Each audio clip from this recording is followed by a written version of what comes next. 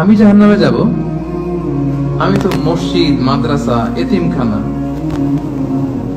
বৃদ্ধাশ্রম এমন কিছু নাই যে বাকি রাখছি। শত শত মসজিদ আমি করেছি, আমি কেন জাহান্নামে যাব? আল্লাহ বলবে, না, তুমি দান করেছিলে এই জন্য যে লোকজন তোমার দানশীল বলবে, দানবীর বলবে, আদেম তাই বলবে। ওটা তো তোমাকে বলা হয়েছে, জাহান্নামে যাও। আমার কাছে কি চাও? Go to the hell fire.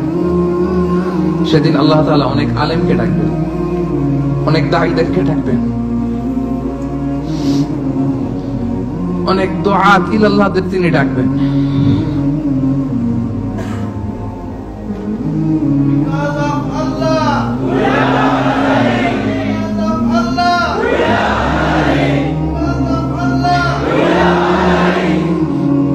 সেদিন অনেক দুআত ইলাল্লাহদেরকে ডেকে আল্লাহ বলবেন যে তুমিও জাহান্নামে যাবে। সে বলবে, আল্লাহ কেন? আমি মানুষকে কোরআন শিখিয়েছি, আমি মানুষকে হাদিস শিখিয়েছি,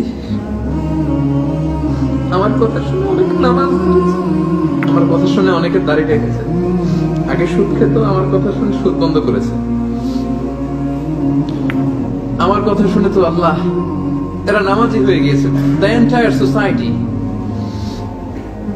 সুদ বন্ধ করেছে, নামাজ ধরেছে, তারা ফরজ যাকাত দিত। আল্লাহ আমি কেন জাহান্নামে যাব? আল্লাহ বলবেন, তুমি এই দাওয়াতি কাজ করেছো, লোকজন তোমাকে বড় আলেম বলবে, লোকজন তোমাকে বড় সেলিব্রিটি বলবে, লোকজন তোমার নামে তাকবীর দিবে, তোমাকে বড় আলেম বলবে, বড় দাঈ বলবে। এটা তো বলা হতো তোমাকে দুনিয়াতে, আল্লামা বলে ডাকা হতো তোমাকে, বাহরুল উলুম বলা হতো তোমাকে, জ্ঞানের সাগর, অনেক বড় দাঈ, অনেক বড় সেলিব্রিটি তোমাকে বলা হতো এই দুনিয়াতে। তো যা চেয়েছো তা তো পেয়েছো, আমার কাছে কি চাও?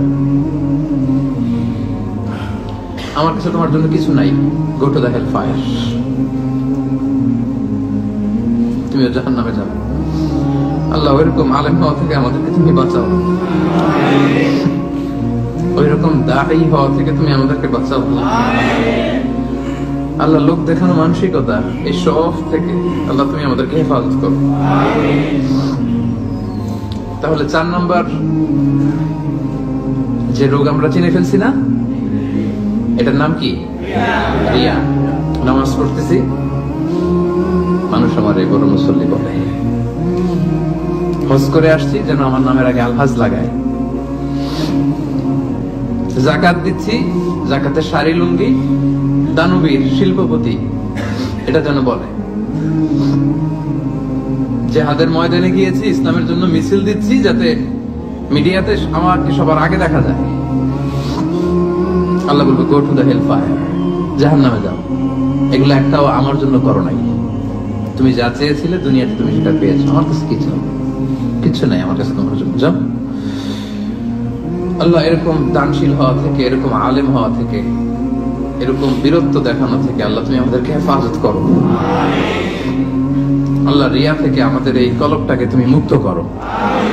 আল্লাহ আমরা যা করব কেবলমাত্র শুধুমাত্র তোমার সন্তুষ্টির জন্য, তোমাকে দেখানোর জন্য যেন করতে পারে। আল্লাহ তুমি তৌফিক দান করো। তাহলে 4 নাম্বার রোগটা চিনতে পারছেন প্রিয় ভাইরা? কি নাম এটা? আলহামদুলিল্লাহ, এই তো বুঝে ফেলতেছেন। তাহলে আজকের এই প্রোগ্রাম থেকে আমরা এই রিয়া বা লোক দেখানো মানসিকতা, এটাকে না বলে দিব। কি বলেন? আজকের এই প্রোগ্রাম থেকে আমরা সবাই রিয়াকে কি বললাম?